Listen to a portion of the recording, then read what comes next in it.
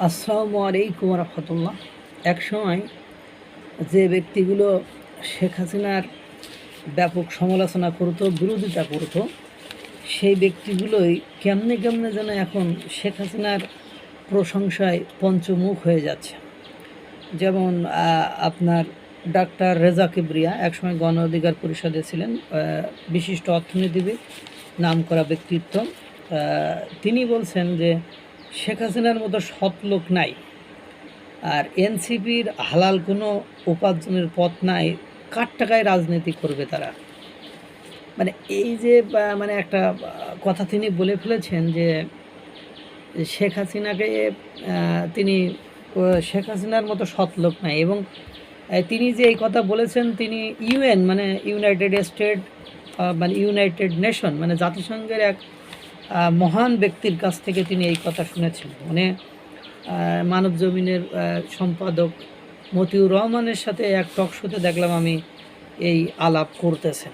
তা উনি ওখানে যে কথাগুলো বলেছেন সেগুলো শুনলেই বোঝা যায় যে উনি এখন মানে এই এনসিপি নামক যে রাজনৈতিক দলগুলো, এদের যে মানে জন্মই হারাম দিয়ে হচ্ছে, অর্থাৎ এদের কোনো হালাল উপার্জনের উপায়ান্তর নেই। এবং অর্থনীতিতে বাংলাদেশের অর্থনীতি যে একেবারে ক্লপস হয়ে যাচ্ছে বা অর্থনীতির ভবিষ্যৎ যে ভালো নয়, এই যে রিজার্ভ বেড়ে যাচ্ছে বলছে, এই রিজার্ভ নিয়েও ডক্টর রেজা কিবরিয়া উনি একটা খুব ইম্পর্টেন্ট একটা তথ্য দিয়েছেন, যেটা শুনলেই আপনারা বুঝতে পারবেন। যেহেতু উনি বিশ্বের একজন নামকরা অর্থনীতিবিদ, মানে ডাক্তার রেজা কিবরিয়া, তিনি বলছেন যে যেই মানুষগুলোর কোনো দিন কোনো হালাল উপার্জনের লক্ষণ নাই, তাদের জীবনে তারা 1000 টাকা হালালভাবে উপার্জন করেনি, মানে এনসিপির নেতাকর্মীরা। কারণ ওরা তো সব ছাত্র, কোনো চাকরি বাকরি নেই, কিছু নেই, বেকার মানুষ, তারা এখন রাজনীতি করে কি করে। আমি একবার মিয়া সেপো নামের ইউএনের মিনিস্ট্রেটরের ছিল, তার সাথে আলাপ হচ্ছিল 18 ইলেকশনের আগে, এবং সে আমাকে একটা কথা বলেছিল, আমি শুনে চমকে উঠেছিলাম।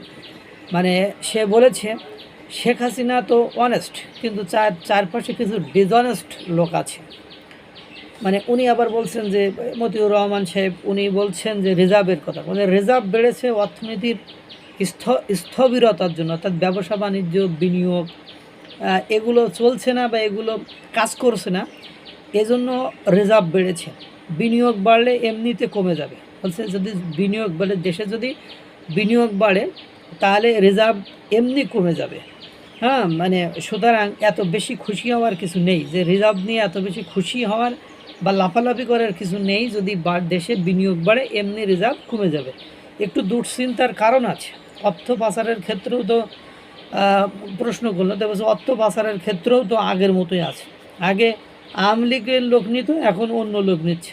দুর্নীতি তো কমেনি, সবাই এটা জানে। আমরা তো দুর্নীতির খবর প্রতিদিন দেখছি।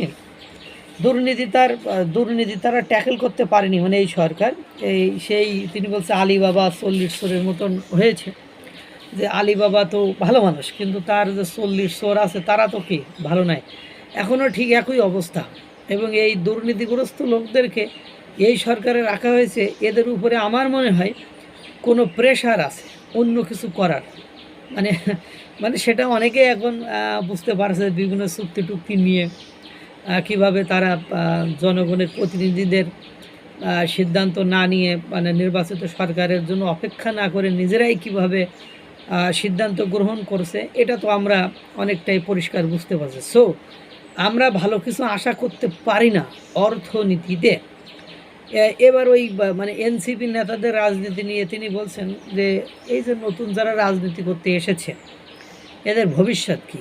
এদের কোনো জমিদারি নাই, কোনো বড় ব্যবসা প্রতিষ্ঠান নাই।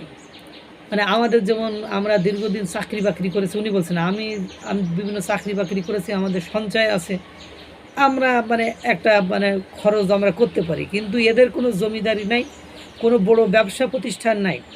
তারা হঠাৎ রাজনীতি করেছে।